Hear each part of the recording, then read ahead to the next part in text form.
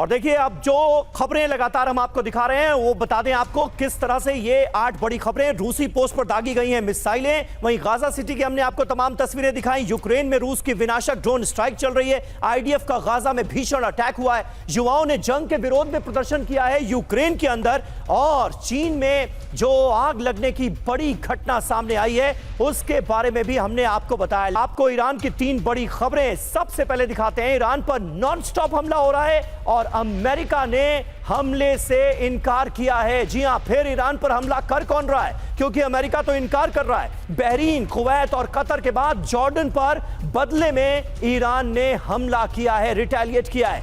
Trump की हत्या करना चाहता है ईरान। इजरायली खुफिया एजेंसी का यह दावा सामने आया है और बताया गया है कि ईरान किसी भी वक्त हत्या कर सकता है और इसके लिए पूरी तैयारी कर ली गई है। तो ईरान पर नॉनस्टॉप हमला, आईआरजीसी के बड़े अधिकारी पर हमला हुआ है। ईरानी नेवल बेस पर की गई है बमबारी। वहीं चाबहार में भी भीषण हमलों की खबर सामने आ रही है। इसके अलावा बुशहर और अहवाज में भी धमाके सुने गए हैं। ताजा हमलों से जुड़ी ये 4 तस्वीरें इस वक्त आपके सामने हैं। वहीं ईरान में आईआरजीसी के बड़े अधिकारी पर हमला हुआ। अहवाज में टारगेट किलिंग की खबर है। टारगेट पर खुजेस्तान कमांड के सलाहकार, हमले में मारे गए आईआरजीसी से जुड़े 2 बासिक सदस्य। आईआरजीसी से जुड़े ठिकानों पर हमले अचानक बढ़ गए।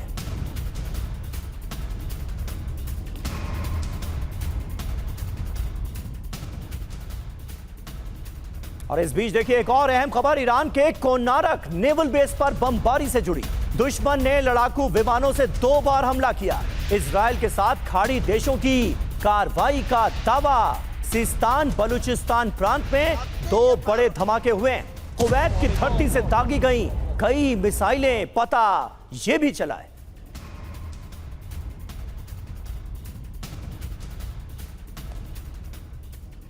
और दक्षिणी ईरान के चाबहार में भीषण हवाई हमले की खबर है। हमले के बाद तबाही का वीडियो सामने आया। ईरान के पूरे दक्षिणी तट पर बड़ी स्ट्राइक की गई है। अहवाज से लेकर चाबहार तक कई ठिकानों को कर दिया है तबाह अमेरिका ने। बंदर अब्बास में भी सैन्य ठिकानों पर हमला हुआ है।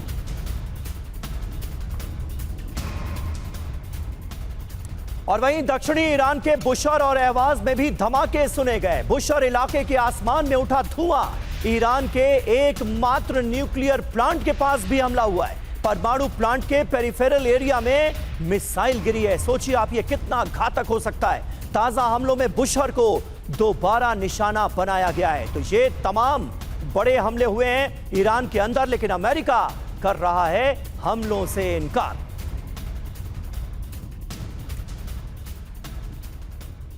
और देखिए ईरान में हमलों पर अमेरिका का बड़ा दावा सामने आया है। अमेरिकी सेना का हमलों में हाथ होने से इनकार कर दिया गया। सीनियर अमेरिकी अधिकारी ने एक बयान जारी किया है। हमलों के पीछे इजरायल या फिर यूएई का हाथ हो सकता है। हमले से बुशहर के एक इलाके में आग लगी है।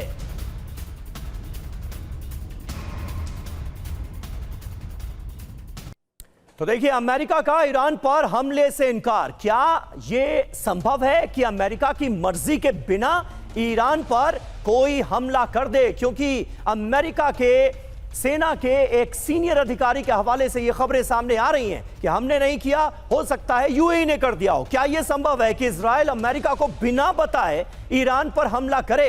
इजरायल ऐसा कर सकता है क्या? क्या यह संभव है कि पश्चिम एशिया का कोई देश अमेरिका को जानकारी दिए बिना ईरान पर हमला कर दे?